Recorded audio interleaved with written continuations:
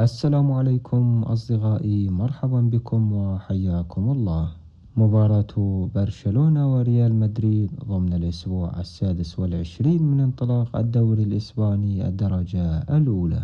تقام هذه المباراة اليوم الأحد الموافق ل19 من مارس 2023 بتمام الساعة 11 مساء بتوقيت مكة المكرمة، وعند الساعة 9 مساء بتوقيت تونس والجزائر والمغرب العربي.